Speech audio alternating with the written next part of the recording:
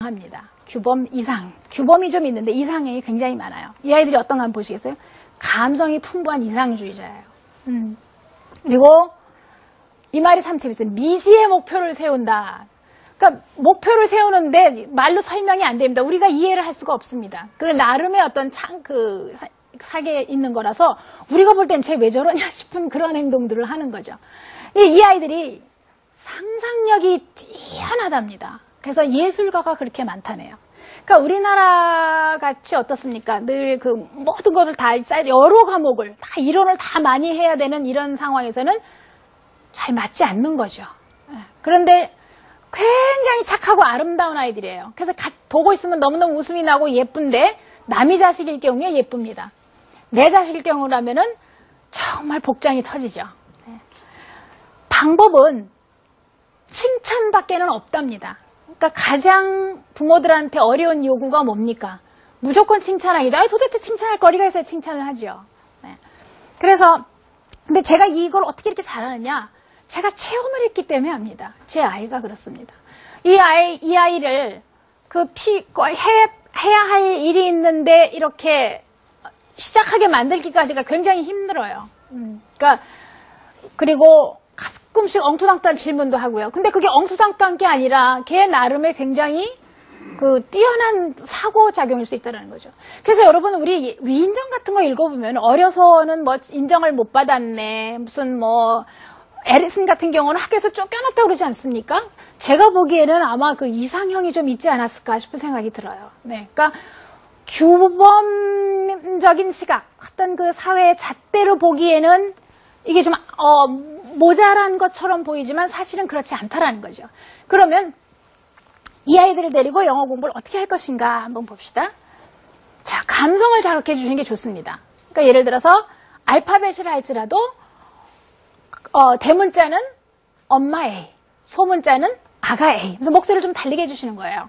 엄마 A, 아가 A 이렇게 해주는 거죠. 또 아이들이 소문자의 기계가 좀 어려워요. 소문자가 글자가 비슷비슷하기 때문에 그것도 이렇게 말을 붙여야 하는 거예요. 키가 작은 애들, A, C, E 이런 애들은 키가 작아서 여기 보세요. 세 칸을 쳐서 지하실 1층, 2층 이래서 1층에 살아요. 이렇게 해주는 거죠. 또 키가 큰 친구는 B나 D는 키가 커서 머리가 손을 벌리면 2층까지 닿네. 이렇게 말을 해주는 거예요. 또 G나 P 이런 아이들은 꼬리가 있어서 꼬리가 지하실로 내려와요. 뭐 이렇게 얘기를 해주는 거죠. 1층, 2층, 3층 이런 식으로 표현하면은 그런 어떤 감성을 자극하면서 그 알파벳을 익히게 해주는 겁니다.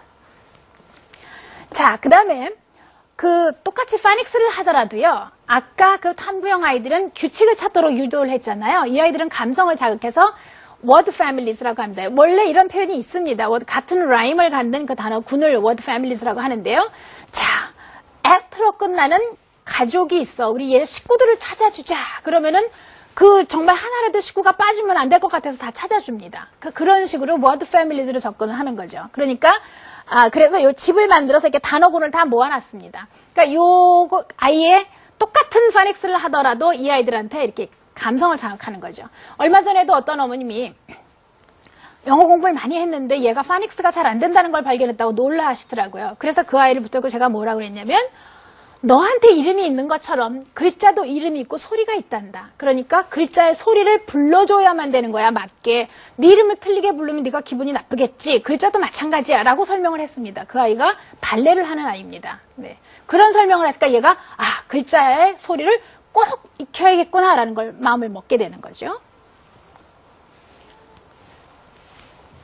자, 가장 좋은 방법은 동화책. 그림 동화 읽기입니다. 얘네들의 그 예술성, 창의력 같은 거를 가장 잘 살려주는 공부 방법이 바로 영어 동화 읽기예요.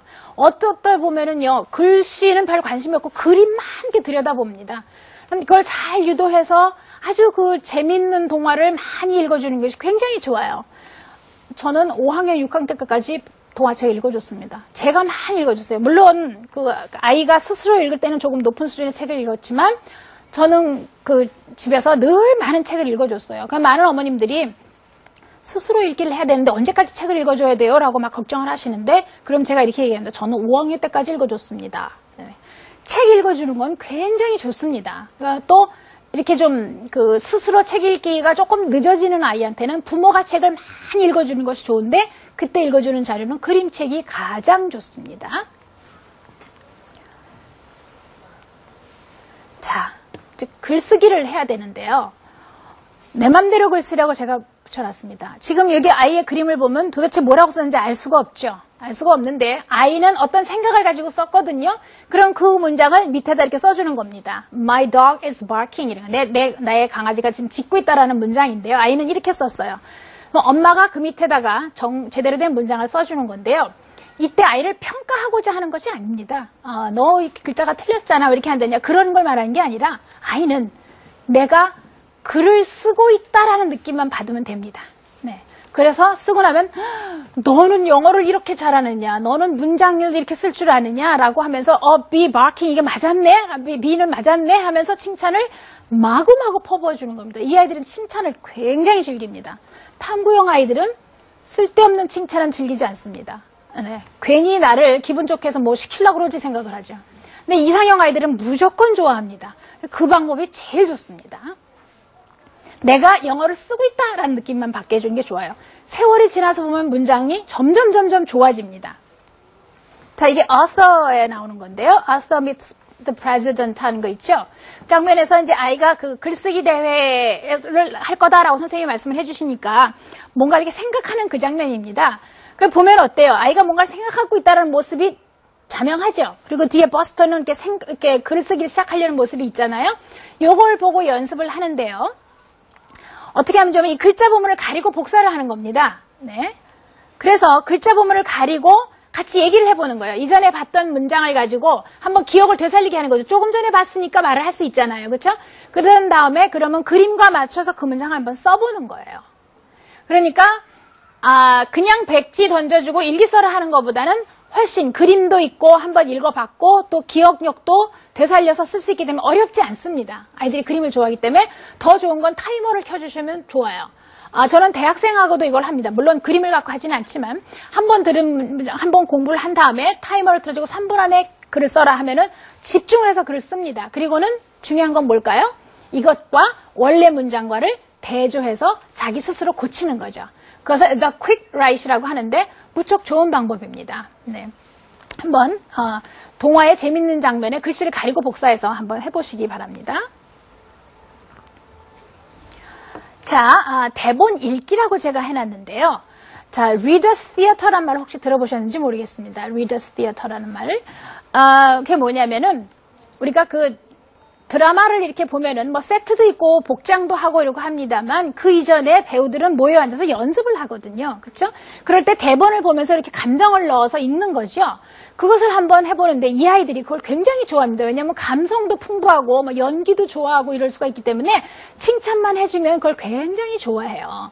그래서 이 Reader's Theater라는 책도 있고요. 또 사이트에 들어가면 나오기도 하는데 꼭 그렇게 하지 않아도 그 대화가 많이 나오는 동화책에서 대화 부분만 이렇게 골라서 서로 그 역할을 정한 다음에 같이 읽어도 좋아요. 또 형제가 있다면 형제끼리 다른 배역을 주고 읽어도 좋고요. 또 이런 거 말고도 어쨌든 뭔가 드라마틱한 걸 좋아하는 아이들이기 때문에 이 방법을 쓰는 거거든요. 또 문장을 바르게 읽기 연습을 할 때는 그냥 책을 보고 읽기는 하지만서도 너는 지금 아나운서라 9시 뉴스 한다고 생각하고 한번 해봐 하고 뭐 양복에 넥타이 이렇게 매주면 또 이렇게 병에다가 숟갈이라도 하나 꽂아 놓으면 마이크 삼아서 굉장히 열심히 진지하게 읽습니다. 그러니까 놀이이지만 그 가운데 영어 공부가 진행이 되는 거죠. 네. 그러니까 아이마다 이렇게 다 다릅니다. 저도 아이 데리고 비디오로 다 찍어줬어요. 항상 9시 뉴스 하는 거를. 네. 제 아이가 많이 했습니다. 자, 여태까지 그 4유형의 아이들을 각각 다르게 살펴보았는데요. 정말 꼭 다시 한번 말씀드리고 싶은 거는 절대로 그 한 가지 유형만 두드러지는 아이는 별로 없다라는 것. 아이가 행동이면서도 규범 성향이 있고 저 같은 경우가 행동 규범입니다. 그러니까 원칙을 고수하는 것을 중시하는데 그렇다고 해서 또 이렇게 지나치게 내성적이지는 않아요. 또 제 아이 같은 경우는 규범 이상이라고 아까 말씀드렸잖아요. 규범이라서 시키는 대로 하는데 자꾸 삼천포를 파주고 몽상을 자꾸 합니다. 이 아이들이 그 이상형 아이들이. 그래서 그걸 참 다독여서 이끌어 나가기가 힘들다고 말씀을 드렸습니다. 아이마다 다 다릅니다. 이렇게 다른데 지금 살펴본 것처럼 이렇게 다른데 뭐 소수 뭐 13살에 무슨 뭐 토익을 100점을, 만점을 맞았네. 이런 아이의 공부법을 따라 하는 것이 의미가 없다라는 걸 여러분은 아셔야 되는 거죠. 근데 참 굉장히 다 인정을 하세요. 물론 다르죠. 다릅니다. 라고 하면서도 우리가 어딘가 뭔가의 그 해법을 볼 수가 없기 때문에 따라하다가 보니까 엄마도 지치고 아이도 고통스러운 거죠. 자, 한번 자료를 한번 보시겠어요? 제가 수수께끼 같은 그림을 이렇게 그려놨는데 제가 그림 실력도 없으면서 이렇게 만들어 봤습니다. 자, 좀 유아기에서, 뭐 유아기도 아니죠. 나면서부터도 영어 공부를 얼마나 합니까? 그래서 쭉 대학에다 제가 스마일 마크를 붙여놨는데 사실 우리가 아이들을 데리고 동화책을 읽네, 원어민 회화를 하네, 무슨 어디 혁신적인 공부법을 찾아가네 하는 것의 배경에는 뭐가 있습니까? 부정할 수 없는 사실은 대학을 잘 보내자라는 게 있다라는 거죠. 그렇죠? 네. 그래서 그것을 위해서 정말 그 모녀가 혹은 온 가족이 애를 써서 앞길을 갑니다. 그런데 제가 여기에 지금 빨강 불빛 같은 걸 펼쳐놨는데요. 그럼 뭘 의미할까요? 바로 사춘기입니다.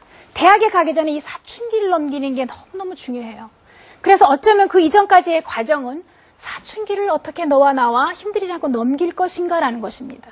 그런데 그때 불안해하고 단어를 100개 외우라든가 문장을 외우라든가 집중 듣기를 30분 하라는 게 무의미할 수도 있습니다. 이때 가서 다 깨져버릴 수가 있어요. 그러니까 사춘기를 내가 내 아이와 웃으면서 어떻게 넘길 것인가가 사실은 어떻게 보면 엄마표 영어에서 더 중요한 일일 수가 있어요. 네.